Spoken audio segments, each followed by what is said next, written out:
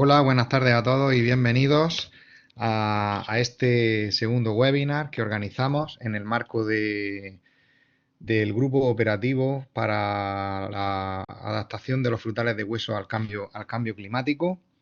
En esta sesión, bueno, mi nombre es Juan José Hueso, soy el coordinador de investigación en la Estación Experimental de Cajamar. Y en esta segunda sesión, que como han podido ver en el pantallazo, va sobre el impacto del cambio climático en la fenología y adaptación de los frutales de hueso, evidencias por especies, variedades y orientaciones productivas. El grueso de la charla va a ser llevado a cabo por David Ruiz, la principal intervención. David Ruiz es... Buenas, David. David Ruiz es investigador del CEBAS, Muy bien. buenas tardes, investigador del CEBAS y especialista en fruticultura y bueno, entre otras muchas actividades, pues está a cargo del programa de mejora en albaricoquero y ciruelo, si no me equivoco, ¿no, David? Sí, Entre, así es, entre, sí. entre otras muchas cosas, ¿no? Y bueno, el día de hoy pretende principalmente abordar un aspecto importante, uno de los objetivos del proyecto, que trata sobre todo pues, de determinar qué variedades son las más interesantes para implantar en función de la zona de cultivo, teniendo en cuenta pues el escenario de clima que tenemos actualmente y lo que se nos avecina, ¿no? Dependiendo en función a los diferentes escenarios que se nos pueden plantear por el cambio climático, ¿no?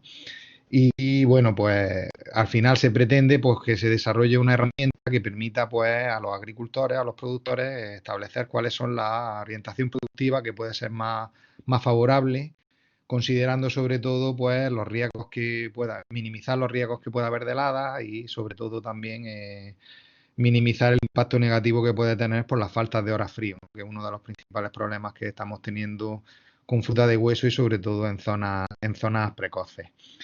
Quería recordarles que, bueno, esta sesión se está grabando y a todos los asistentes de la sesión pues, se les enviará cuando se edite pues, una copia de la grabación, tendrán acceso.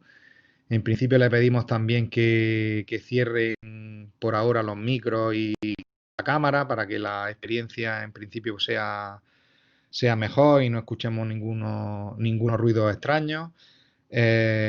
Comentarles que a la derecha tienen un chat en el que pueden ir pues escribiendo y anotando pues todas las dudas, las preguntas que le vayan surgiendo a lo largo de las intervenciones y luego al final de la sesión, cuando terminemos las dos ponencias que están previstas, pues haremos una ronda de preguntas, una especie de debate en torno a la charla que hoy nos lleva. No sé si se me olvida algo que comentar. En principio, bueno, antes de que intervenga David, voy a hacer me pidieron desde el grupo operativo que hiciera una pequeña introducción, hablar un poco de la importancia de los frutos, de los frutales de hueso en cifras, ¿no? En cifras a nivel mundial y a nivel nacional. Hacer una pequeña presentación breve, no le quiero comer mucho terreno a David, que realmente él es el que nos va a costar la parte más importante. Y bueno, si les parece bien, vamos a comenzar con esta presentación.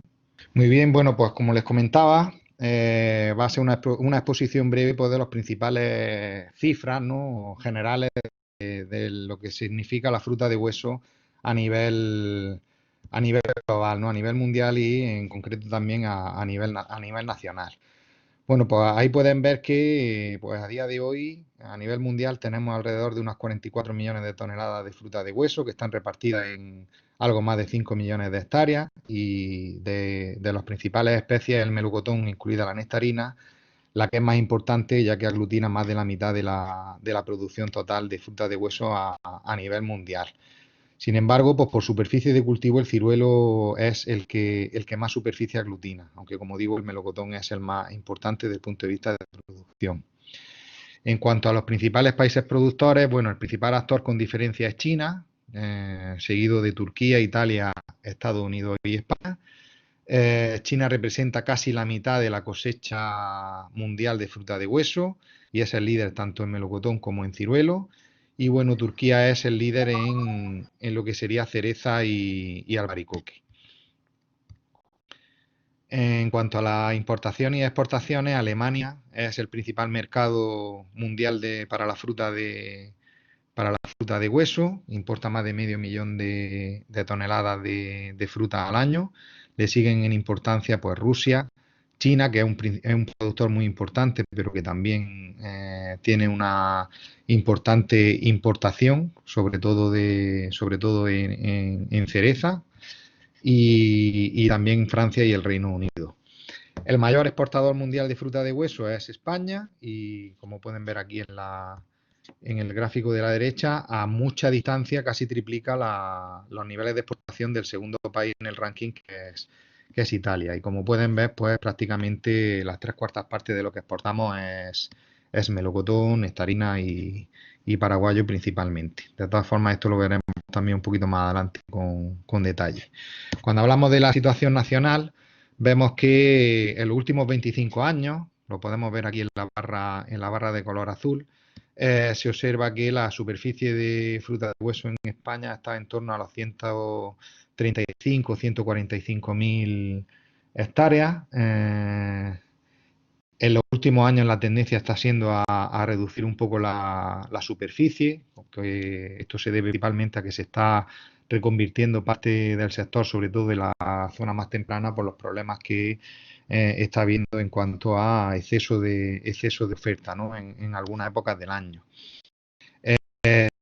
También la producción, sin embargo, si vemos que la superficie se ha mantenido más o menos estable, la producción, sin embargo, sí se ha incrementado notablemente en este periodo que estamos hablando. Hemos pasado de 1,3 millones de toneladas hasta 2,2 millones de toneladas en 2017, ¿no? Ha habido un notable incremento de la producción. Como vemos que estamos manteniendo más o menos la superficie, esto implica pues que el material vegetal que estamos utilizando y los sistemas de producción pues están siendo mucho más productivos. Estamos mejorando bastante nuestro rendimiento. ¿Qué producimos principalmente? Pues bueno, como he dicho antes, las 3/4 partes de lo que estamos produciendo es melocotón y nectarina principalmente. Y bueno, incluso pues parece que la tendencia es más nectarina que a melocotón en los últimos años. Y dentro de este grupo, aunque no está digregado, todos saben que los paraguayos o chatos han incrementado notablemente la superficie en los últimos años porque la demanda de este tipo de productos ha sido muy buena. La siguiente especie que tiene más superficie de cultivo es la cereza, no tanto en producción, porque bueno, los rendimientos que podemos obtener con este fruto, que tiene un tamaño mucho más pequeño, pues no son compatibles con lo que podemos obtener, por ejemplo, con un melocotón. Y la tendencia en lo que se refiere al resto de especies, el albaricoque, pues en los últimos años ha ido incrementando su superficie, mientras que la ciruela pues, ha ido reduciendo, ¿no? La tendencia es a ir un poquito a menos.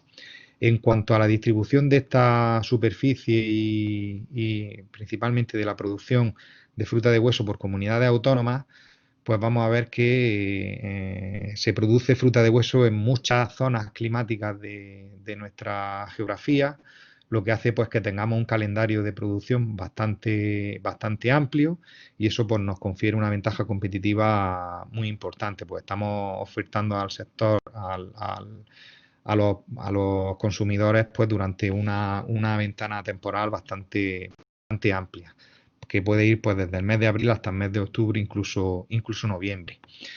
¿Dónde producimos? Pues principalmente Aragón, Cataluña y Murcia, pues son las regiones donde se concentran el 75% del total de las producciones.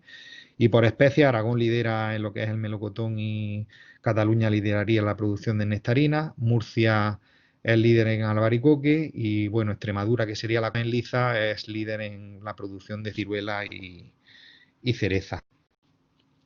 En cuanto al comercio exterior, como hemos comentado, España es el primer exportador mundial, exportamos más de 1 millón de toneladas al año, a mucha distancia del segundo, que es Italia, que está en torno a las 330.000 toneladas. Prácticamente el 60% de lo que estamos produciendo lo dedicamos a exportación y somos líderes en melocotón, en albaricoque y en ciruelo. Y en el caso de la cereza somos los segundos exportadores a nivel mundial después de Turquía. Nuestros principales mercados pues, están en la Unión Europea, como principalmente Alemania, Francia e Italia, y como he comentado antes, pues desde abril hasta octubre, incluso noviembre, pues tenemos la mayor parte o sea, podemos distribuir durante todo este periodo, aunque por la mayor parte de la producción se va a concentrar en los meses de verano. Por último, para hablar un poco del valor de nuestras producciones y de los precios, en cuanto al melocotón, en las últimas 5 campañas el precio medio ha estado aproximadamente en torno a los 50 céntimos de kilo, con un valor final de la producción en torno a los 400 millones de euros. Y pues bueno, en la línea amarilla, que es la que muestra la de las 5 últimas campañas, la línea azul es la campaña previa o la previsión de la campaña anterior, y vemos que siempre los precios en el melocotón son mayores con las variedades en las primeras semanas, ¿no?, de la campaña.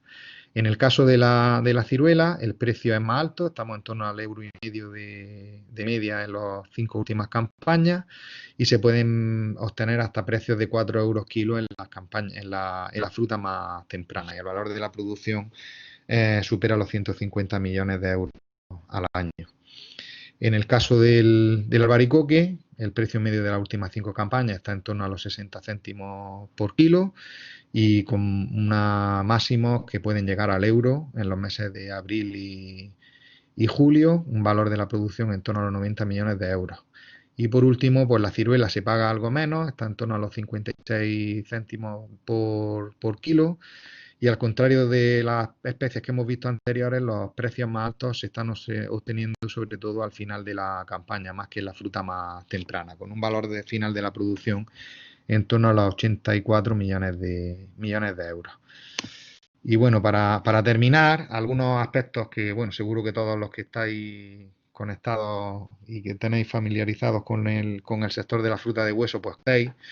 Venimos de una crisis recurrente en este sector que sobreviene pues desde que el veto ruso pues limitó las expectativas de poder introducir en ese mercado nuestra producción. Hay un desequilibrio importante entre la oferta y la demanda. Y bueno, este desequilibrio de la oferta, estamos produciendo más de lo que se demanda, y además se está en algunos productos, como sobre todo en el melocotón, pues se está observando también una reducción de la demanda. No es, muchas veces esto viene derivado hay un descenso del consumo, sobre todo por la falta de calidad en algunos casos de la fruta, ¿no? No tiene consistencia o no tiene uniformidad a lo largo de la campaña. Desde el año 2018 pues se han ido tomando medidas para mejorar el sector de la fruta, y estas medidas principalmente han estado orientadas a la sustitución de plantaciones, reducir la superficie para intentar hacer un equilibrio y buscar pues otras alternativas. Esta campaña se ha observado una tendencia a la baja en lo que sería la superficie de cultivo, principalmente en las especies pues, de las que tenemos más producción, sobre todo melocotón y nectarina, y en Andalucía, que tenemos las cosechas más precoces. Y bueno, algunos aspectos relacionados con esta campaña, estos son de los informes que había pues, al inicio, ¿no? Coincidiendo además con el periodo de COVID, se hablaba de una campaña que está siendo más temprana, casi 2 semanas de adelanto con respecto a otros años.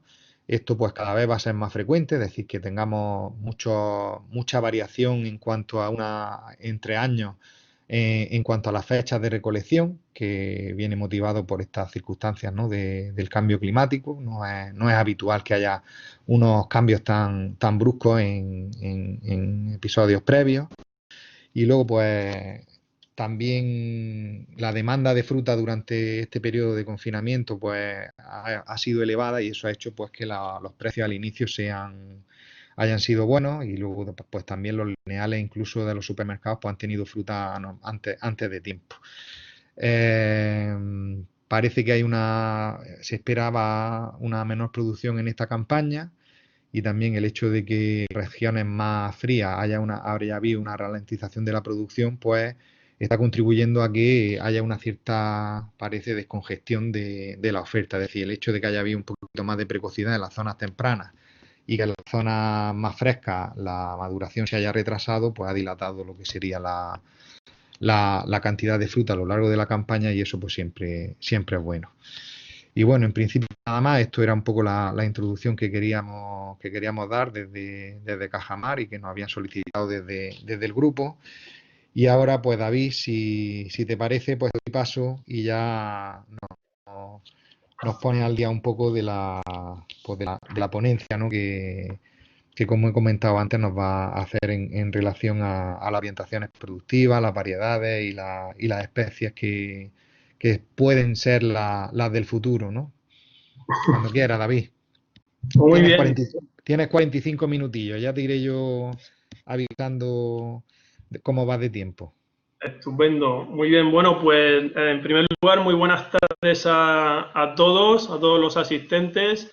Y bueno, muchas gracias, Juanjo, por tu presentación y por esta excelente introducción que desde luego da idea de la importancia económica y la trascendencia que el sector de fruta de hueso pues tiene, bueno, a nivel mundial y en particular en nuestro país.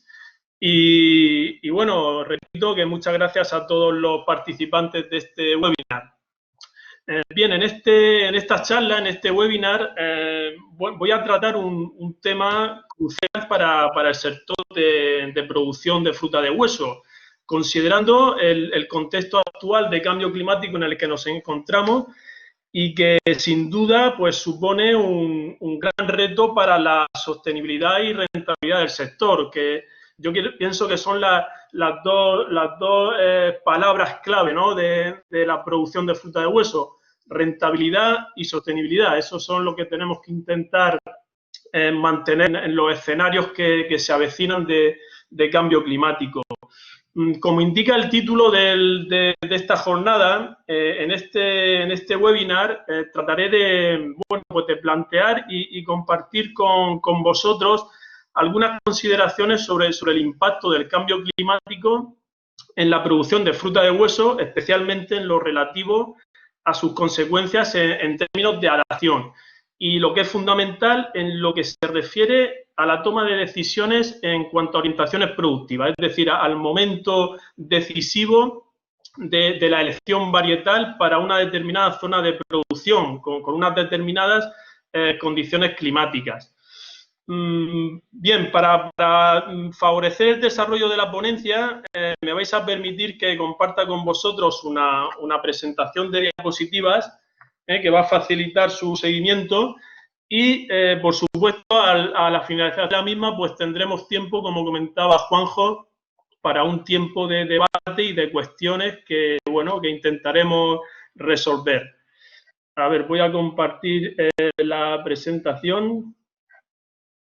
Y, bueno, en primer lugar, simplemente recordar, ya Juanjo hacía referencia en su introducción, que la mayoría sois conocedores que desde 2018 pues constituyó un grupo operativo nacional con el título de adaptación del sector de frutales de hueso a cambio climático, y este grupo operativo pues lo conforman diversos centros de investigación, en concreto el CEBA-CSIC y el IMITA de Murcia, y diversas asociaciones y empresas del sector productivo que ahí podéis observar en la diapositiva, tales como la Federación de Cooperativas de la Región de Murcia, NECOP, la Federación de Cooperativas Valencianas, Fundación Cajamar, ENAE y otra serie de empresas, tanto productoras como de proveedoras de diferentes servicios que participan en este grupo operativo.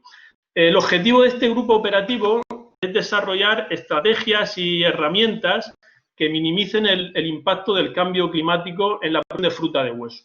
Y en este sentido, recientemente se ha iniciado un proyecto de innovación con esta pretensión. Los objetivos generales que tenemos en este proyecto de innovación, que está recién comenzado y se inició el año pasado, en 2019, los objetivos generales que tiene este proyecto pues son, por una parte, como ahí podéis ver, está plasmado en la diapositiva, un primer objetivo es la identificación de áreas agroclimáticas y homoclimáticas, con una proyección en los escenarios futuros de cambio climático. Un segundo gran objetivo es tendente simplemente a dar una serie y dotar al sector productivo de unas orientaciones productivas en lo que se refiere a la adaptación y para minimizar los problemas asociados al cambio climático. Un tercer objetivo es el diseño, desarrollo y optimización de sistemas y métodos de cultivo para facilitar la adaptación de frutales de hueso al cambio climático. Un objetivo más que este proyecto tiene es realizar económica en esos escenarios de cambio climático y finalmente como digamos aplicación final de este proyecto de innovación trataremos de desarrollar una herramienta, un sistema integrado de apoyo a la decisión. Del primero de los objetivos, el de identificación de áreas agroclimáticas y homoclimáticas, ya trató el primero de los webinars impartido por Manolo Caro, responsable del SIAN del IMIDA, y en este objetivo, como comentaba anteriormente, pues pretendemos caracterizar al máximo las condiciones climáticas actuales y futuras en las zonas de producción. Del tercero de los objetivos será abordado en el siguiente webinar impartido por Jesús García Brunton del IMIDA, y en este webinar que nos ocupa vamos a tratar del segundo de los grandes objetivos del proyecto y del grupo operativo, que tiene como finalidad el aportar el máximo de información y de herramientas para optimizar la toma de decisiones en la elección varietal, para fin de tener una producción sostenible y duradera en una determinada zona de cultivo en los nuevos escenarios de cambio climático en el que nos encontramos. Como veremos a lo largo de esta charla, los objetivos 1 y 2 están absolutamente ligados, ya que obviamente para disponer de orientaciones productivas óptimas debemos de disponer del máximo de información agroclimática. En este seminario me gustaría compartir con vosotros diversas consideraciones sobre los conceptos de adaptación y sobre los efectos del cambio climático en dicha adaptación. Y finalmente, cómo podemos optimizar la toma de decisiones en cuanto a orientaciones productivas y elección varietal. Como punto de partida, creo que la mayoría de los que asistimos a esta charla podemos estar de acuerdo que en el varietal intervienen diversos factores, todos ellos cruciales, por supuesto, y que en definitiva debemos considerar para asegurar la rentabilidad económica de la plantación frutal. A ver, perdonad porque he tenido un problema puntual de conexión, parece que ya vuelve todo a la normalidad.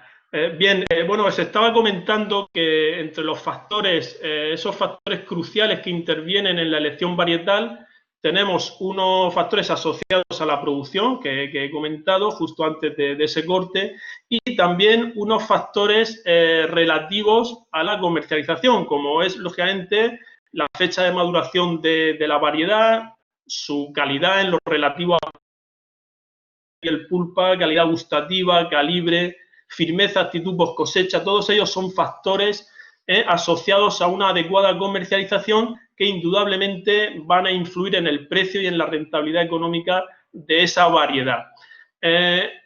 Indudablemente la adaptación a las condiciones climáticas de la zona de cultivo es un elemento fundamental y que obviamente va a condicionar en gran medida la producción y la rentabilidad de nuestra plantación. En este sentido, desde el punto de vista adaptativo, dos son los factores fundamentales que intervienen en dicha adaptación y en asegurar la actividad. Y estos dos factores a los que me gustaría hacer especial referencia son, por una parte, la satisfacción de las necesidades de frío de la variedad en cuestión y, por otra parte, la ausencia de riesgo de helada, siendo consciente de que ello puede suponer pues, la pérdida de cosecha. Por tanto, estos dos factores ligados a la adaptación son los que tenemos que prestar un especial interés desde el punto de vista adaptativo. Las necesidades de frío de una determinada variedad podemos considerar que es el elemento clave en la expresión de la fenología y de la adaptación de un árbol frutal. Como sabéis, en el ciclo vegetativo de los frutales de hueso, desde finales de verano se inicia la entrada en reposo vegetativo o letargo, que se va intensificando durante el otoño hasta llegar al letargo profundo. Ese letargo profundo podemos estimar que aproximadamente se produce pues, a finales de octubre, inicios de noviembre. A partir de ese momento, el árbol necesita una cierta acumulación de frío para satisfacer sus necesidades de frío invernal, que dependen de la variedad, es genotipo dependiente. Una vez satisfechas estas necesidades de frío, se inicia la salida del letargo, para lo que es necesaria la acumulación de calor, que hará posible la evolución fenológica de las yemas de flor y de las yemas de madera y que conducirá finalmente a la rotación. Así pues, podemos decir que la fenología, tanto la fenología en lo que se refiere a las fechas de floración como la intensidad y la homogeneidad de la floración y también una buena brotación, está condicionada por una adecuada satisfacción de las necesidades de frío invernal de la variedad. Por tanto, podemos considerar que la adaptación de una variedad a unas determinadas condiciones climáticas depende en gran medida de este binomio, del binomio acumulación de frío, que obviamente depende de las condiciones climáticas de la cultivo y de las necesidades de frío de la variedad, el genotipo dependiente. Por tanto, la adecuada satisfacción de estas necesidades de frío es clave en términos de adaptación y consiguientemente debe ser un aspecto crucial a considerar en la elección varietal. Teniendo en cuenta estas consideraciones en lo relativo a la adaptación en un determinado entorno climático, ello debemos contextualizarlo en la actual situación y todavía más preocupantes escenarios futuros de cambio climático. Debemos considerar, por una parte, que cada variedad tiene unas determinadas necesidades de frío invernal para florecer. Esas diferencias varietales dependen de las especies, pero tienen un rango amplio. Por ejemplo, en melocotón nectarina, pues tenemos desde variedades extralaudin, es decir, de muy bajísimas necesidades, hasta variedades con muy altas necesidades. En el caso de especies como albaricoquero o ciruelo, ese espectro, ese rango de necesidades de frío es menos amplio, pero existen, en cualquier caso, diferencias muy significativas entre unas variedades y otras. En este sentido, por tanto, tenemos que prestar especial atención a que no podemos cultivar variedades con elevadas necesidades de frío en zonas cálidas. En esta situación, si las necesidades de frío de la variedad son mayores que el frío acumulado, vamos a tener graves problemas de floración, como a continuación os mostraré, y por consiguiente unos muy importantes problemas de cuajado y de producción. Pero, por otra parte, también tenemos la situación inversa. Tampoco podemos cultivar variedades con muy bajas necesidades de frío en zonas frías. Estas variedades, obviamente, de bajas necesidades de frío van a tener floraciones relativamente tempranas y, por tanto, tenemos un importante riesgo de heladas primaverales. Por tanto, tenemos que tener siempre esa información y tenemos que tener siempre esta prevención de esa doble situación, es decir, en zonas cálidas, obviamente, irnos a variedades con muy bajas necesidades de frío y en zonas frías a variedades con elevadas necesidades de frío con floración tardía. Bien, teniendo en cuenta estas consideraciones en lo que se refiere a la adaptación en un determinado entorno climático, ello debemos contextualizarlo en la actual situación de cambio climático con unos más preocupantes escenarios a medio y largo plazo. Creo que ya existen pocos escépticos en relación a la realidad de cambio climático que estamos sufriendo. Existen suficientes evidencias científicas para asegurar que el cambio climático, pues bueno, no es una predicción, sino una realidad que ya estamos sufriendo y que además plantea escenarios a medio y largo plazo realmente alarmantes.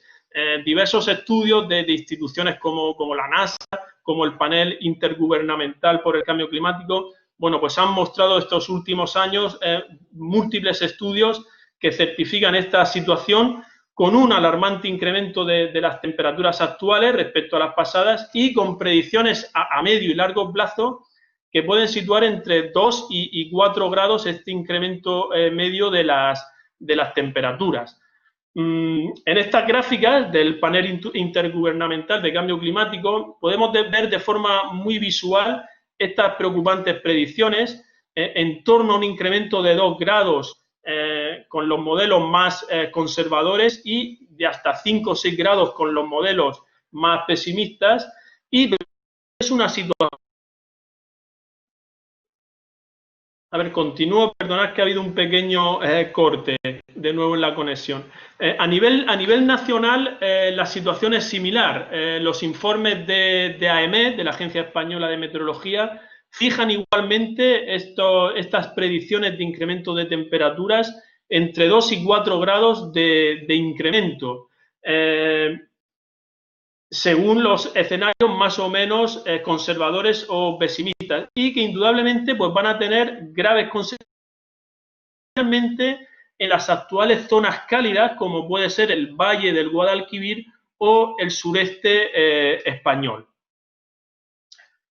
La principal consecuencia de este incremento de las temperaturas viene producido por una reducción en la acumulación de frío invernal. Como hemos visto, este factor, la acumulación de frío invernal, es clave para la satisfacción de las necesidades de frío de las diferentes variedades. En este sentido, pues diversos estudios han mostrado en los últimos años preocupantes predicciones de este descenso de frío acumulado en las zonas de producción de fruta de hueso. En estas figuras os muestro dos estudios.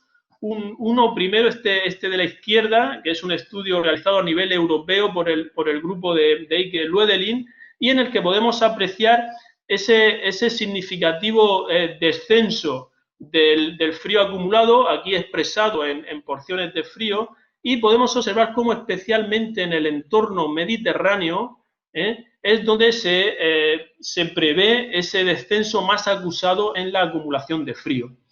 Las figuras de la derecha muestran un estudio reciente del año pasado, realizado aquí en España, y donde podemos observar igualmente cómo los modelos, en este caso, en esta gráfica, utilizan el modelo de Chiyuni, el modelo Utah de Chiyuni,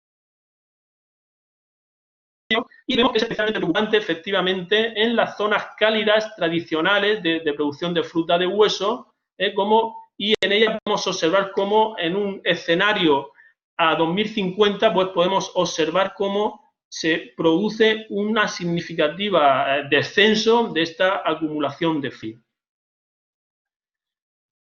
Por tanto, si hablamos de los efectos del cambio climático en la producción de fruta de hueso, pues podemos destacar los siguientes efectos.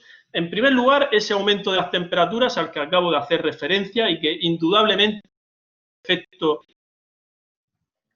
Pero vuelvo a pedir disculpas porque parece que ha habido otro pequeño corte. Bueno, os comentaba que además del aumento de las temperaturas, que indudablemente es quizá el efecto más directo en cuanto a su afección en la adaptación y en la producción de fruta de hueso, sí que me gustaría hacer referencia a otros efectos del cambio climático, como es la reducción de la disponibilidad de recursos hídricos, el aumento de la salinización, el aumento de la prevalencia de plagas y patologías o la reducción de insectos polinizadores. Todos, desde luego, pues son elementos de gran trascendencia para la producción de fruta de hueso. En lo que nos atañe al aumento de las temperaturas, que como comentaba es el efecto más directo y que más afecta en términos de adaptación, pues una de esas primeras consecuencias de este aumento de las temperaturas son obviamente alteraciones en la fenología. Alteraciones en la fenología en lo relativo a las fechas de salida del letargo, fecha de floración, intensidad y homogeneidad de floración y fecha de maduración por ejemplo. Estos efectos en la fenología son ya una realidad. En un estudio reciente realizado, publicado el año pasado, en 2019, por la Universidad de Pisa, en el que se analizó los datos de los últimos 40 años sobre 40, pero los resultados obtenidos son muy reveladores. Por una parte, se observa nítidamente, y lo podemos observar en estas dos gráficas, este incremento de las temperaturas, repito, en estos últimos 40 años. Esto ya no es una predicción, sino que son datos reales de los últimos 40 años. En esta primera gráfica de la izquierda podemos observar ese incremento de las temperaturas en grupos de datos medios de 5 años en los últimos 40 años. Se observa claramente ese incremento de las temperaturas y que en consecuencia produce un descenso muy significativo de la acumulación de frío, casi drástico, podríamos decir. Podemos ver cómo esta acumulación de frío pasa de en torno a 1.200, 1.300 chill units en los años 70-80 a en torno a 800, 900 chill units en años más recientes. O sea, es un descenso efectivamente muy drástico. Por otra parte, las consecuencias en la fenología son muy significativas. En esta gráfica de la parte superior se muestra los días de retraso en la fecha de floración en los últimos 40 años. Aquí agrupan por variedades tempranas, medias y tardías, y estas barras son el diferencial de días de retraso de la fecha de floración. Podemos observar cómo, en efecto, en las variedades tempranas, y ese retraso en la floración, esa alteración en la fenología es más acusado que en las variedades tardías y realmente muy significativo. Por otra parte, en estas gráficas de la parte inferior podemos observar en la de la izquierda la relación entre la fecha de floración y frío acumulado. Efectivamente, conforme va disminuyendo el frío acumulado, se incrementa la fecha de floración, se produce un retraso en la floración. Y como datos también muy importantes y a tener muy en consideración, también en la intensidad de floración hay una afección realmente significativa. Podemos observar cómo conforme se produce esa disminución de la acumulación de frío, se produce una disminución también de la intensidad de floración. Por tanto, parece evidente, y los datos así lo muestran, que esa menor acumulación de frío también produce floración, que en algunas variedades puede ser un factor a tener muy en consideración. En esta última gráfica se observa la relación igualmente entre la intensidad de floración y frío acumulado. ¿De acuerdo? A menor frío acumulado, menores ratios de floración. Una relación más pobre, con menos intensidad. Bien, además de estas alteraciones en la fenología que acabo de comentar, el efecto directo de este incremento de las temperaturas, como decía, es una menor acumulación de frío invernal, indudablemente. Y ello lo que conlleva es, en muchas de las variedades, la no satisfacción de las necesidades de frío. Esta situación tiene unas consecuencias de gran trascendencia, muy importantes a nivel tanto de floración como a nivel vegetativo, como, por ejemplo, una deficiente brotación, una desincronización de yemas florales y vegetativas, que puede llevar a la competencia, a la competitividad entre el desarrollo de esas yemas vegetativas y florales, con una incidencia muy negativa en el cuajado de las mismas y en la producción final, un aumento del porcentaje de caída de yemas, una floración escasa e irregular y, finalmente, en consecuencia, problemas de cuajado y de producción. A continuación, os muestro con fotografías, pues bueno, algunos ejemplos que además seguro que todos vosotros estáis familiarizados y habéis podido constatar en el campo en estos últimos años. Por una parte, pues aquí podéis observar pues, una floración anormalmente tardía a mitad de abril, una variedad de albaricoquero, precisamente por esa no satisfacción de las necesidades de frío invernal.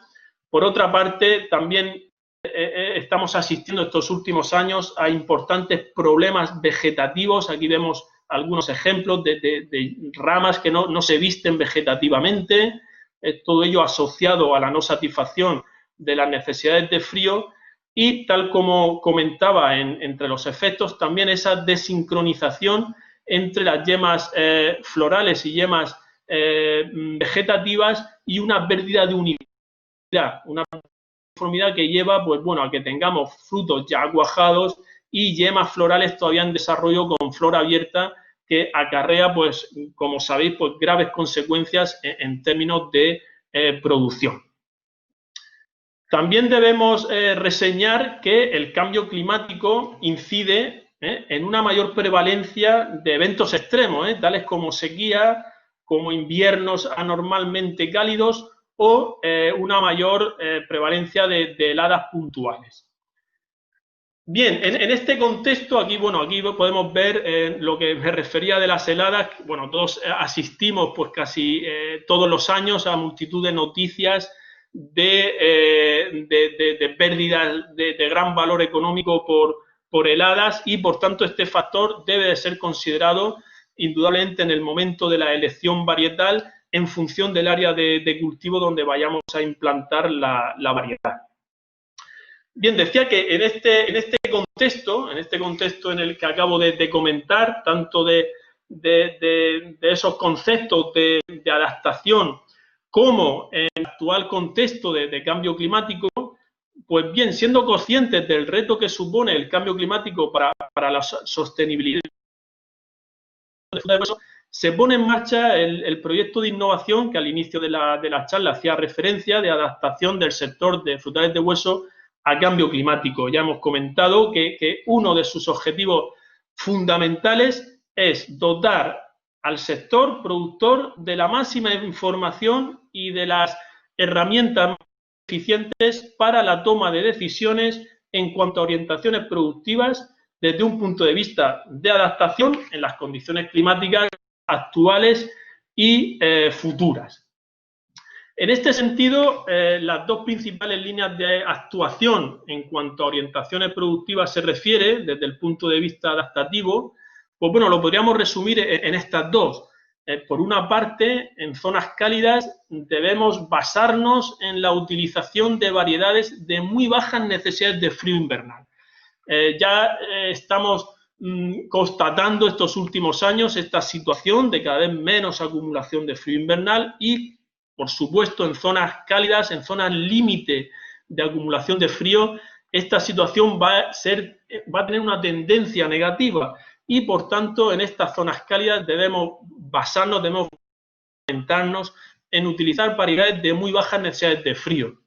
En este sentido, es cierto que en lo que se refiere a especies de fruta de hueso, a día de hoy, realmente de variedades de extra low chilling, de muy bajas necesidades de frío, solo disponemos de variedades de melocotón y nectarina, con variedades que sí que disponemos de menos de incluso de 300 chill units.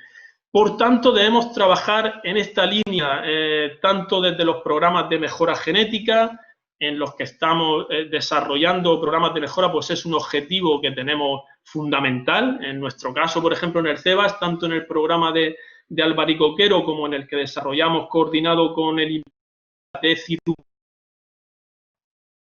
Bien, perdón, creo que de nuevo estoy con vosotros. Perdonad de nuevo por el corte de conexión.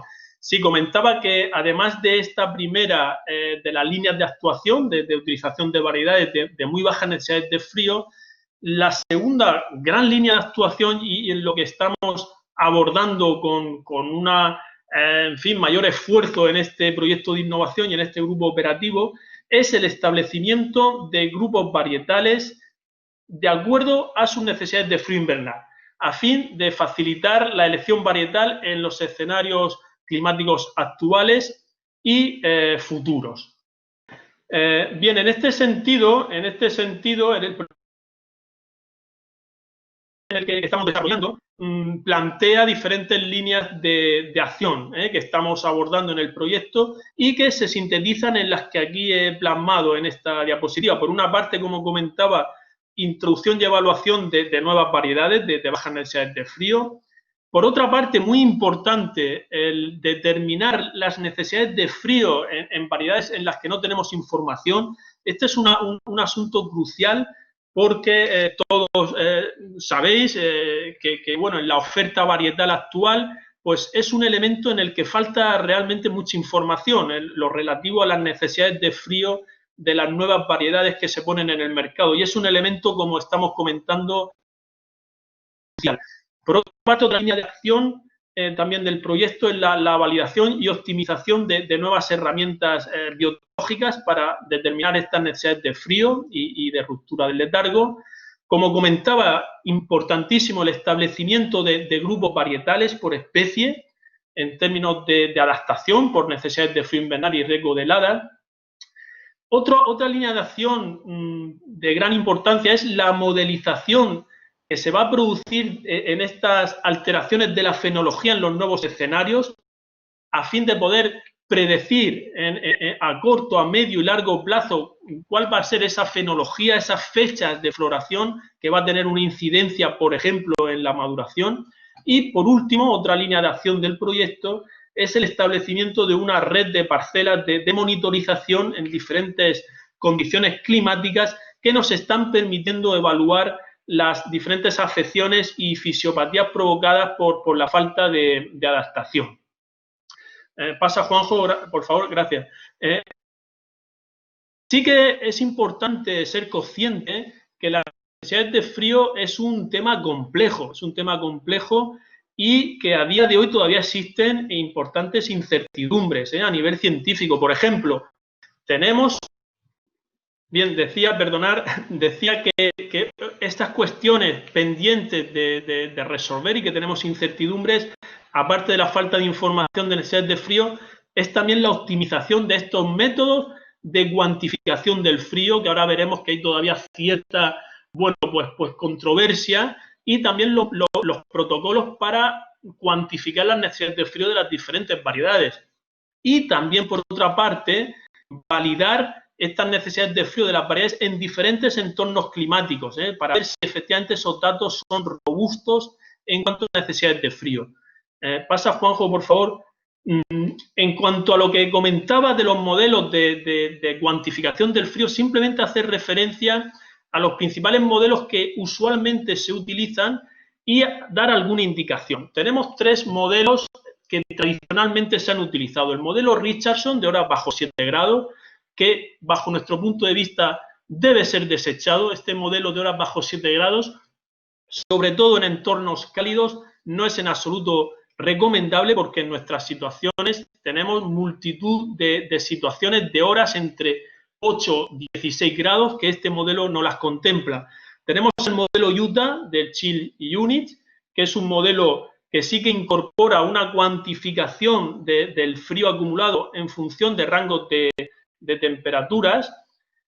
Es un modelo útil, sobre todo en zonas frías, pero tenemos el modelo dinámico, una evolución del modelo Utah, y que sí que contempla el efecto producido por temperaturas moderadas en ciclos cortos y largos. Por tanto, bajo nuestro punto de vista, sí que pensamos que especialmente en zonas cálidas debemos utilizar el modelo dinámico, el modelo de porciones, y debemos ir incorporando esta unidad de medida en la medida de lo posible, tanto en la determinación de las necesidades de frío de las variedades como en la cuantificación de la acumulación de frío de un determinado entorno climático. Pasa, Juanjo, por favor. Bien, en base a la información que disponemos en la actualidad y a los conocimientos adquiridos en estos últimos años, así como en el desarrollo del presente proyecto, en el que estamos haciendo, como comentaba, especial hincapié en determinar y en profundizar y en incrementar la información sobre las necesidades de frío invernal, pensamos que una herramienta de gran utilidad para el sector productivo es el establecimiento de grupos varietales en función de sus necesidades de frío invernal. De esta forma podemos identificar las variedades a cultivar en una determinada zona de cultivo en función de su acumulación de frío. Toda esta información se está organizando y se está evaluando en el marco del proyecto en marcha, Y en esta diapositiva, bueno, pues podéis ver unos ejemplos preliminares en las diferentes especies de fruta de hueso. Por supuesto, la idea es completar estos grupos de variedades con el máximo de variedades y con la información lo más contrastada posible. Podemos ver el caso como ejemplo de albaricoquero. En el caso de albaricoquero, pues hemos establecido 4 grupos varietales en función de sus necesidades de frío. Un grupo de bajas necesidades de frío en el que podríamos incorporar a variedades como cebas red, al grupo de los mirlos, a mayacot o a colorado, un grupo de necesidades bajas medias, entre 700 y 900 chill units. No he comentado que estos valores que aquí se ven corresponden a chill units. Es la unidad que en esta gráfica se ha utilizado como unidad de necesidades de frío. Pues un segundo grupo en albaricoquero serían variedades de bajas medias necesidades de frío, como por ejemplo pues podría ser par orange, rojo pasión o lili. Otro grupo de medias necesidades de frío entre 900 y 1100, en el que podríamos incluir variedades tipo búlida, tipo murciana, tipo flor brie. Un grupo de variedades de altas necesidades de frío, como puede ser dorada, tardo orange o sweet red. Esto lo podemos efectivamente extrapolar al resto de especies, como ciruelo japonés, melocotonero y cerezo. Y el establecimiento de estos grupos varietales, indudablemente, pues supondrán una herramienta de gran utilidad para saber en un determinado enclave geográfico, con unas condiciones climáticas, con una determinada acumulación de frío, cuál sería el grupo de variedades idóneo desde el punto de vista adaptativo para esa zona. Al inicio del seminario hacía referencia a ese binomio fundamental de acumulación de frío en zona de cultivo, necesidad de frío de las variedades. Ese binomio es lo que nos va, el que va a ser la clave para la toma de decisiones sobre las orientaciones productivas y la elección varietal. Así pues, los resultados esperables del primero de los objetivos de este proyecto, que haría referencia Manolo Caro en el primer webinar, permitirán disponer del máximo de información respecto a las características agroclimáticas de las zonas productoras a nivel nacional y también a nivel regional. Estamos elaborando toda esta información de acumulación de frío invernal y ello nos va a permitir, bien, pues mapificar, establecer zonas homoclimáticas tanto a nivel nacional como a nivel regional. Aquí vemos algún ejemplo. A nivel nacional, pues si podéis visualizar estas diferentes coloraciones, pues podemos ver una zona con una zona muy cálida, con muy baja acumulación de frío, que podría ser la costa murciana almeriense, una zona cálida, parte de Comunidad Valenciana, parte de Murcia, sur y suroeste de Andalucía, una zona de acumulación de frío media, parte de Extremadura, interior de Murcia, interior valenciana, de Comunidad Valenciana, o una zona fría. Y esto lo podemos efectivamente extrapolar a nivel regional. Aquí vemos en la región de Murcia cómo podemos diferenciar perfectamente en función de la acumulación de frío una zona muy cálida, zona costera, zona de la Vega Baja del Segura, una zona cálida, Campo de Cartagena, Valle de Ricote, una zona media, Cieza, Calasparra, etcétera, una zona medio fría, Calasparra, Jumilla, Yecla, y una zona muy fría. Es decir, ello nos va a permitir, tanto visualmente como con datos, el poder conocer con el máximo de detalle las características climáticas de las diferentes zonas de cultivo. También en el caso del riesgo de heladas se puede hacer este tipo de mapificaciones, que sin duda es de gran utilidad, lo que unido a la modelización de las alteraciones de la fenología en los nuevos escenarios de cambio climático, pues, bueno, nos dará una información muy valiosa en cuanto a predicción de fechas de salida del letargo, predicción de fechas de floración y el riesgo asociado en las diferentes zonas de cultivo. Por tanto, esta información que anteriormente comentaba de los grupos varietales en relación a sus necesidades de frío invernal, unido a esa información agroclimática, pues se convertirá en una herramienta, pensamos, de gran utilidad para la toma de decisiones actuales y futuras.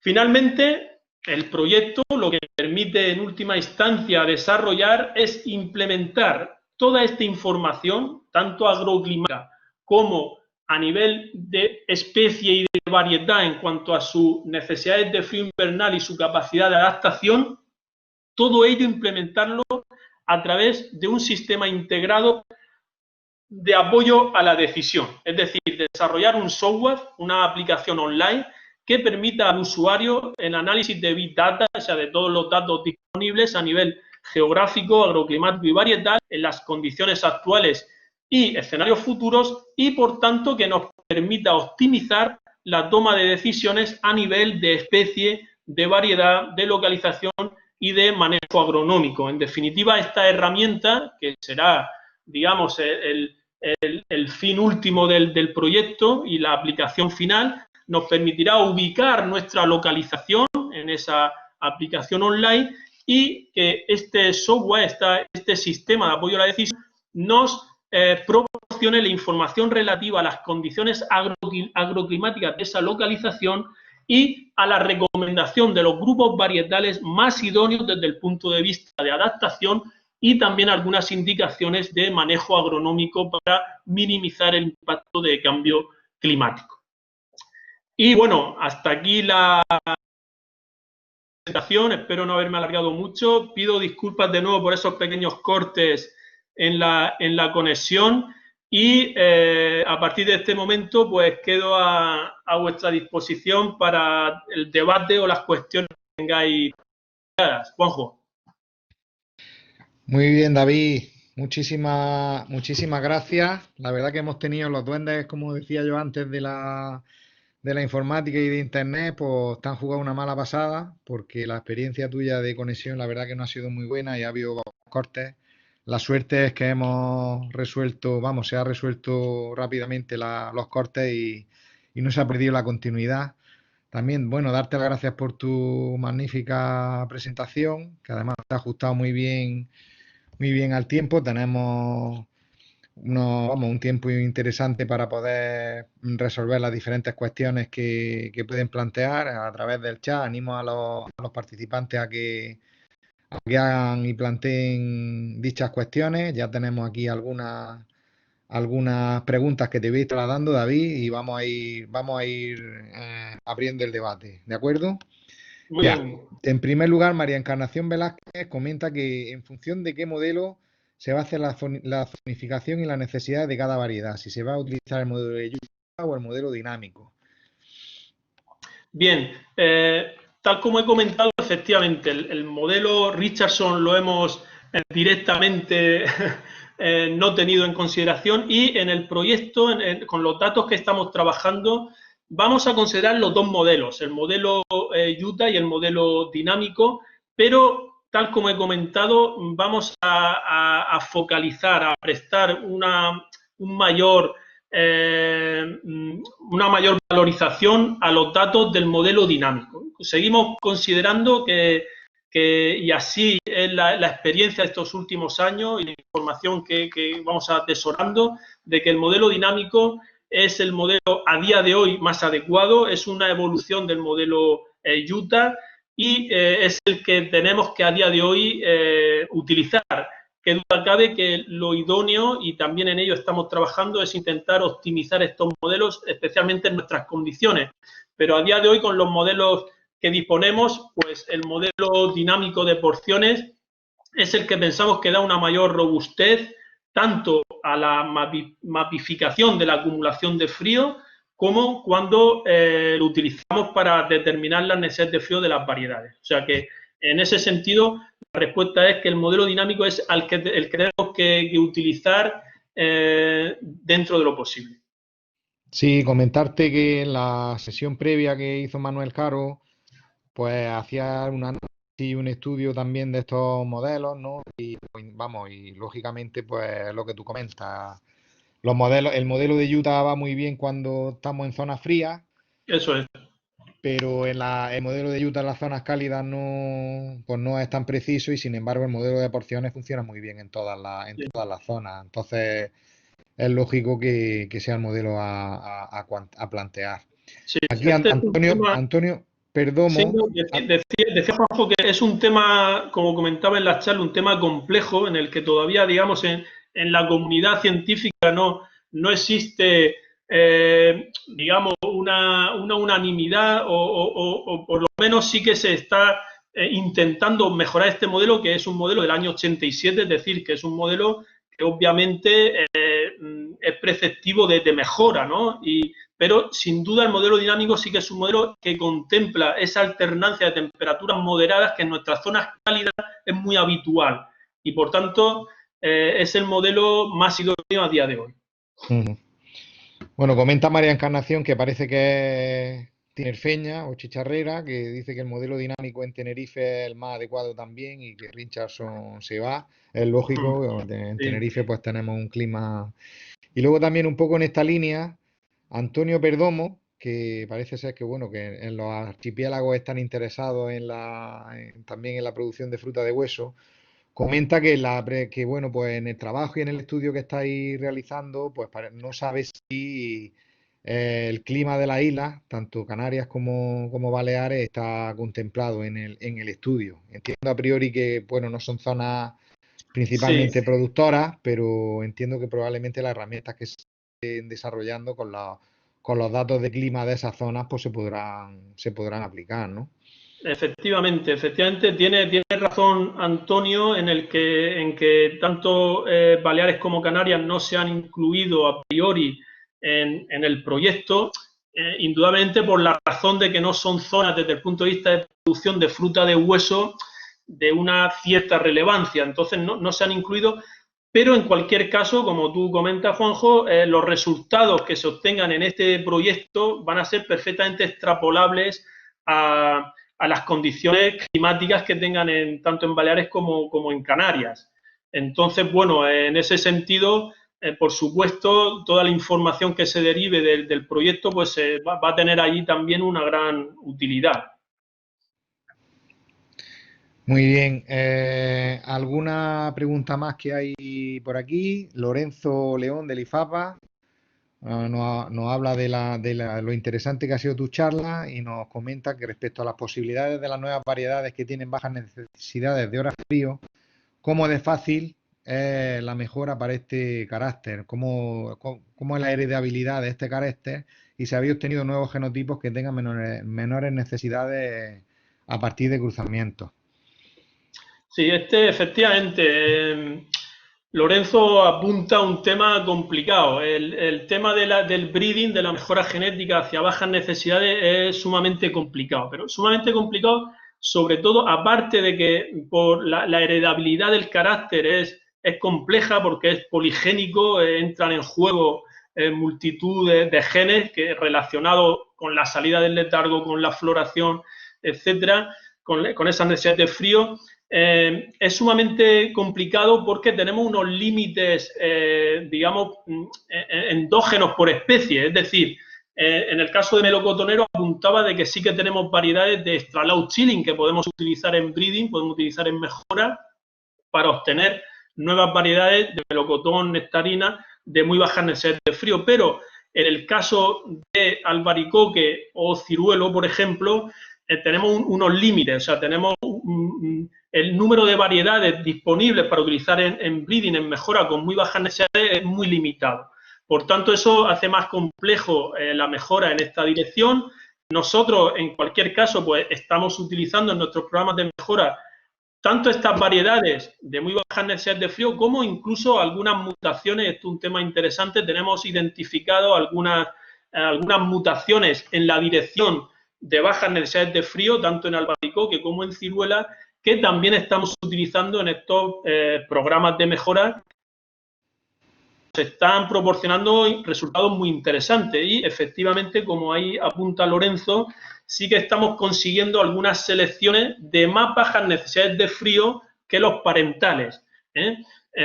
Eso por una parte, porque sí que podemos obtener en una descendencia amplia, podemos obtener algunos seedling, algunos descendientes transgresivos, es decir, que se vayan a más precocidad o a menos necesidades de frío que los parentales, y al mismo tiempo también la utilización de estos mutantes también nos está permitiendo obtener estas selecciones, algunas de ellas muy prometedoras, de muy bajas necesidades de frío. En ese sentido, comentar, por ejemplo, que en el caso de albaricoquero, pues bueno, recientemente hemos obtenido la variedad Ceba Red y Primorosa, que tienen unas necesidades de frío prácticamente a la par de las más bajas necesidades de frío de las variedades conocidas que podríamos situar en valenciano, y en esa línea vamos, tanto en albaricoque como en ciruela, de obtener variedades de muy bajas necesidades. Entonces, en esa línea, ahora te pregunto yo directamente, sabes que nosotros pues tenemos una línea de trabajo específica que está relacionada con el cultivo de frutales en invernadero. Hemos trabajado sobre todo con tropicales y exóticos. También hemos hecho algo en su día con uva de mesa, que es un cultivo que puede tener unas ciertas similitudes con la fruta de hueso en cuanto al manejo. Se han hecho cosas en cereza, se hacen cosas también con fruta de hueso, sobre todo melocotón y nectarina, ¿no? Pero la pregunta es un poco, pues eso, ¿cómo de lejos estamos de poder conseguir variedades, ya sea de albaricoque, ya sea de cerezo, ya sea de ciruelo, en las que podamos pues hacer un manejo en un invernadero, que tengan esas necesidades de frío tipo melocotón, bajas o muy bajas? ¿Cómo de lejos estamos? Bueno, el llegar al punto del melocotón nectarina va a ser complicado, porque es que en melocotón y nectarina es que tenemos variedades que prácticamente casi no En tienen frío. necesidades de frío. Entonces, llegar a ese punto va a ser complicado. Pero sí que debemos decir que en el caso de albaricoquero y ciruelo, en el que yo estoy más directamente implicado en los programas de mejora, sí que hemos conseguido ir en una línea de conseguir selecciones cada vez de menos necesidades de frío, y con esa posibilidad de obtener selecciones transgresivas, es decir, que todavía vayan hacia menos necesidades de frío, sí que tenemos expectativas de poder conseguir variedades de muy, muy bajas necesidades de frío. Por ejemplo, en el caso de ciruelo japonés, que tenemos un programa de mejora en una fase ya muy avanzada, de hecho, estamos ya en proceso de registro de las dos primeras variedades comerciales, que bueno, esto será quizá tema de otras charlas, pero tenemos estas dos nuevas variedades y un conjunto de selecciones avanzadas que tenemos, tienen unas necesidades de frío en torno a 250 chill units. Esos son necesidades de frío muy, Baja. muy bajas que se pueden cultivar perfectamente en zonas muy cálidas, en zonas prácticamente costeras, y que, como tú apuntabas, podemos perfectamente hacer ensayos y ver la opción de cultivo bajo invernadero, por ejemplo, porque son variedades que sí que tienen esa característica de muy bajas necesidades de frío. ¿De acuerdo? En cualquier caso, el tema del cultivo bajo invernadero es un tema complejo. Ahí, quizás en la siguiente webinar que va a impartir Jesús García Brunton, que va más focalizado en métodos y prácticas de cultivo, él hará referencia a este tema, porque es un tema que también estamos trabajando en el grupo operativo. Pero bueno, en ese sentido, ahí tenemos que, en el tema de fruta de hueso, tenemos que jugar con lo que comentaba en la charla de ese binomio de acumulación de frío y luego calor. Es decir, hay una etapa en la que tenemos que intentar aportar, sobre todo en zonas cálidas, el máximo de frío posible. Por eso estamos utilizando, por ejemplo, mallas de sombreo para disminuir la temperatura e incrementar la acumulación de frío, porque necesitamos primero cubrir una cierta necesidad de frío, y acto seguido sí que podemos utilizar mallas plásticas que lo que incrementan es temperatura para acelerar y fecha de floración y maduración. Entonces es muy importante conocer bien esa dinámica, conocer bien las características de las variedades para poder jugar, podríamos decir, con primero dotar de un poquito de más frío y luego dotar de calor. Siempre hablando en cultivo bajo plástico o en invernadero. Protegido, sí. El tema ya que has sacado a colación el tema de las mallas, cada vez es más frecuente el uso de mallas. En uva de mesa, pues algo que está súper extendido, ¿no? Y en frutas de hueso, en zonas sobre todo donde pues tenemos riesgos de y de granizo, pues cada vez se utilizan más las mallas antigranizo. Y luego pues se está viendo que incluso mallas, ya que hay que montar una estructura y para poner unas mallas, pues se está viendo las posibilidades que pueden plantear, pues también esa protección de la malla, que mejora un poco las condiciones de, vamos a decir, pues de humedad y demás, puede favorecer pues, el cuajado o no, hay que tenerlo en cuenta también por los temas de polinización. Y te quería preguntar si tenéis experiencia o en relación a las mallas cromáticas, ¿no? Que se ha trabajado mucho en fruta de pepita, sobre todo manzano y tal, pero no sé si en fruta de hueso Yo, hay alguna experiencia o tenéis experiencia, pues esas mallas rojas o verdes o tal, que bueno, que pueden influir a lo mejor en algunos aspectos también en relación a la fenología, que pueden ser también como parte de las técnicas de cultivo que a lo mejor pueden paliar un poco los efectos del cambio climático. No lo sé si lo sí. tenéis contemplado. Sí, en ese sentido, Juanjo, sí que tenemos experiencia en el uso de mallas de sombreo y de malla plástica, no en el uso de mallas cromáticas. Yo sé que hay experiencia en ese sentido, conozco de algunas empresas productoras que han hecho ensayos en la utilización de mallas cromáticas. Yo ciertamente no he ensayado directamente con mallas cromáticas, no puedo en ese sentido dar mucha información, pero sí que tenemos experiencia estos 2 últimos años en el seno del proyecto de innovación del grupo operativo en lo referente a mallas de sombrero, y la verdad es que los resultados sí que son muy prometedores en el uso de este tipo de infraestructuras. De hecho, tal como tú apuntabas, efectivamente lo que estamos utilizando es la estructura de las mallas antigranizo, que ya es una infraestructura que está en la plantación, para hacer esa doble, digamos, apuesta. Por una parte, primero malla de sombreo para acumular más frío, y en cuanto sabemos que se han acumulado la suficiente frío para satisfacer las necesidades, habría que, o lo que hacemos es reemplazar esa malla de sombreo por o bien una malla plástica o la propia malla antigranizo, que lo que hace es incrementar la temperatura. De esa forma, tenemos varios efectos beneficiosos. Ojo, por una parte, en zonas muy límite, con muy poca acumulación de frío, como son muchas zonas productoras de la Comunidad Valenciana, de Murcia, y las Baleares Canarias también estarían en esa situación, conseguimos hasta un 15-20% de más acumulación de frío, lo cual es muy significativo. En esas zonas límites, incrementar un 20% la acumulación de frío puede ser lo que lleva de no producir a tener una producción aceptable. Entonces, primer efecto positivo, incrementamos frío. Segundo efecto, si lo manejamos bien y reemplazamos la malla de sombrero en su momento y utilizamos a posteriori esa malla o bien plástica o antigranizo, conseguimos también una mayor precocidad, porque estamos acortando la fenología y fecha de floración y, en consecuencia, maduración. Y, por otra parte, este tipo de infraestructuras también, como tú comentabas, y es la realidad, hace que se mantenga mucho más la humedad y disminuimos significativamente las necesidades hídricas. Por tanto, en fin, es una herramienta, son una apuesta en cuanto a método de cultivo un poco complejo. Hay que tener la información y tener, en fin, el conocimiento y manejar todos los factores que ahí están incidiendo, pero todo eso bien manejado puede tener en fin, unos efectos muy positivos.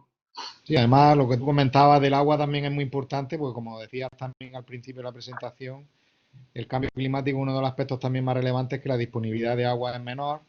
Estos cultivos, por suerte, pues hay algunas estrategias de riego que pueden aplicarse para ser un poquito más eficientes en el uso del agua, pero como dices, una estructura también de este tipo pues permite un ahorro de agua. Nosotros en uva de mesa hemos llegado a ver ahorros del 15 y del 20% del riego con respecto al cultivo al aire libre, más luego por las ventajas de evitar daños por viento, roturas, etcétera. Es decir, que tiene unas ventajas que yo creo que le están dando o le pueden dar se puede abrir ahí un escenario que puede ser interesante. Indudablemente también tiene ciertas dificultades porque Correcto. el aumento de la humedad pues, aumenta la prevalencia pues, de enfermedades fúngicas, el tema de las labores de cultivo, es decir, tiene también una serie de hándicaps que hay que un poco contrapesar, ¿no? El Pero color del fruto a veces también puede también el verse color, pero bueno, el afectado. color del fruto, como tú puedes utilizar una malla de sombreo, sobre todo en esas zonas, lo que vemos más interesante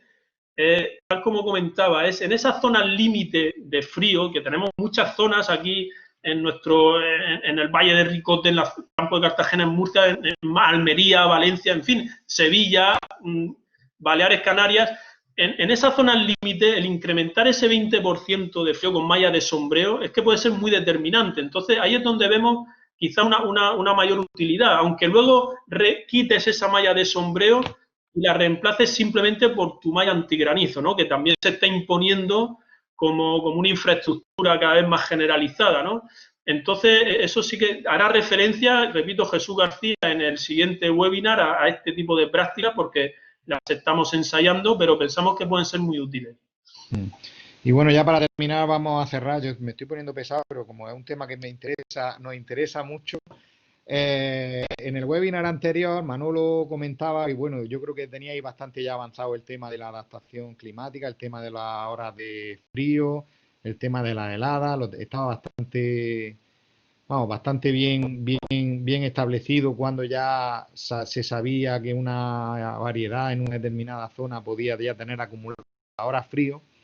Y estaba y ahora comentaba en el siguiente punto, ¿no? Que eso era más parte más que de clima, de la parte más de los fruticultores, que era pues las necesidades de calor que necesita la planta para florecer una vez que ya se han acumulado las necesidades de frío. Habrá de datos de fenología y luego obviamente pues ya desde floración a cosecha igualmente, pues para poder predecir fechas de cosecha en esas orientaciones productivas, no solo ya resistencia al frío ni riego de heladas, sino incluso proyectar cuándo te vendría una cosecha en función a las variedades que se pudieran establecer. Eh, ¿Qué disponibilidad hay de esos datos de fenología o si hay modelos de integral térmica suficientes para poder establecer esas fechas de cosecha futura o fechas de floración futura? ¿Esa información está organizada o cómo de accesible está? Sí, bueno, en ese sentido, efectivamente, uno de los objetivos del proyecto que estamos desarrollando es, por una parte, el aglutinar, el recopilar el máximo de información. Eso es clave, o sea, el tener, como ello decía, big data, es decir, un punto de partida fundamental es tener el máximo de información desde el punto de vista fenológico, ¿de acuerdo? De lo que dispongamos por especies, por variedades, porque eso, en fin, es lo que nos va a dar luego robustez para los modelos que desarrollemos. Entonces, ahora estamos en esa fase de recopilar toda esa información a nivel de especies, variedades, y lo que sí que pretendemos con el proyecto de innovación es intentar, en la medida de lo posible, pues bueno, modelizar cómo se produce ese desarrollo fenológico con los datos ya disponibles, y lo que haremos será, con esos nuevos escenarios que vamos a tener a medio y largo plazo con el cambio climático, pues intentar ver cuál es la previsión en esos nuevos escenarios a nivel, pues bueno, como tú comentabas, de fechas de floración o de fechas de maduración. A día de hoy todavía no existe una disponibilidad de esa información, porque realmente estamos trabajándolo, estamos recopilándola, tenemos que también profundizar en modelizar toda esa evolución fenológica. Y bueno, eso sí que pretendemos que sea uno de los resultados esperables del proyecto, aparte de generar esos grupos varietales que con tanta insistencia hacía referencia en la presentación, que pensamos que eso es, en fin, es muy importante y una herramienta útil. También esperemos que el proyecto, otro de los resultados esperables, pues sea intentar profundizar o aportar más información en esa modelización a nivel fenológico, que nos permita, en cierta medida, pues prever en los diferentes entornos climáticos, pues por grupos varietales quizás, cuáles serían sus fechas de floración, fechas de maduración, que eso es una información muy útil a efectos de planificar una plantación a fin de evitar riesgo de helada, a fin de fechas de comercialización, etcétera. Entonces, bueno, Te todo lo ello... comento, te lo Sí. comento porque posiblemente vosotros, cuando me digo a vosotros me refiero por la gente que está trabajando en la mejora vegetal y que hace pues muchos screening varietales, tiene mucho, normalmente vuestro material pues lo ponéis en diferentes condiciones y evaluáis esas fechas de floración y esas fechas de maduración, etcétera. Tenéis una base de datos que quizás, bueno, pues una base de datos propia con vuestro material, pero creo que sería muy interesante que se estableciera a lo mejor una colaboración entre los diferentes grupos que estáis trabajando en temas de mejora y que disponéis de esa información, de generar una base de datos más o menos global para que esa información que puede ser muy útil pues esté accesible y la verdad que como dices tú muy interesante. Eso ahora mismo no existe como tal, ¿no? No existe como tal. O sea, una base de datos desde el punto de vista fenológico, podríamos decir, no existe. Pero Y no sería difícil esa información está ahí, lo único que no está ordenada, ¿no? Pero vosotros tenéis información de vuestros claro, materiales. claro, efectivamente. O sea, es una información que es factible, ¿no? de recopilar y, bueno, en cierta medida en ello estamos en el Ujú. marco del Del proyecto, proyecto. porque Ujú. tanto los que trabajamos en mejora como incluso de las propias empresas privadas, que ellos tienen también mucha información de muchas variedades, muchos entornos climáticos. Bueno, pues toda esa información es sumamente interesante Interesante. a la hora de modelizar, ¿no? De modelizar fenología y escenarios futuros. Entonces, indudablemente también luego entran otros muchos factores en cuenta, es decir, que Sí, esto sí. no es una ciencia exacta, es decir, No son la, matemáticas, obviamente.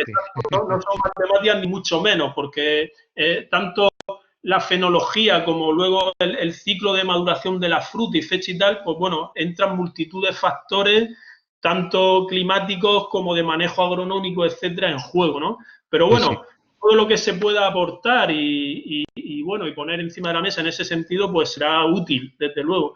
En Muy cualquier bien. caso, al final, lo que se pretende con este proyecto y con el grupo operativo, bueno, es dotar del máximo de información y de herramientas al productor. O sea, a la hora de tomar esa decisión, que es el punto de partida de, oye, yo estoy en esta localización, en este entorno climático, con estas condiciones, ¿cuál es la opción óptima, al menos desde el punto de vista adaptativo? Luego, efectivamente, entra en juego, por supuesto, el Otras manejo cosas. agronómico, la comercialización. En eso no podemos nosotros incidir, ¿no? Pero sí que podemos incidir a que, al menos desde el punto de vista de adaptación, la toma de decisiones sea lo más óptimo posible, ¿no? Y por lo menos se minimice los riesgos, ¿no? De una mala adaptación y de problemas productivos. Muy bien, David. Pues muchísimas gracias. Ya son pasadas 3 minutos las 8:30. Yo creo que la sesión ha sido muy interesante, muy productiva. Recordarle a los asistentes pues que el próximo día creo que es el día 10, no estoy seguro, creo que era el próximo día 10 de septiembre tendrá lugar el tercer webinar que como comentaba David, tocará un poco por lo que sería el siguiente paso, ¿no? Son las técnicas de cultivo, una vez que ya tenemos las variedades implantadas y tenemos las condiciones climáticas que tenemos, ¿no? Pues qué técnicas de cultivo podemos aplicar para mejorar o para paliar en parte esos problemas que pueda haber, pues, de falta de brotación o de falta de cuajado, una floración insuficiente, etcétera. Entonces, os invito a que os conectéis. Por aquí preguntaban en el chat también que cómo se podía acceder a los vídeos, vamos, a lo que es la sesión grabada anterior, a los webinars. Yo estoy seguro de que a través de la página web del grupo operativo estarán disponibles todas las grabaciones. Me imagino que es algo que pondréis libre. Además de que nosotros, como he comentado, a los asistentes también se la haremos llegar. Bueno, pues nada, muchísimas gracias y bueno, gracias David, gracias a todos por vuestra asistencia. Espero que haya sido de utilidad y esperamos la próxima semana pues la nueva sesión. Muy Un bien. saludo a Gracias a todos vosotros. y buenas Gracias noches. a vosotros y un saludo a todos los asistentes. Venga, un Gracias, saludo. Hasta David. luego.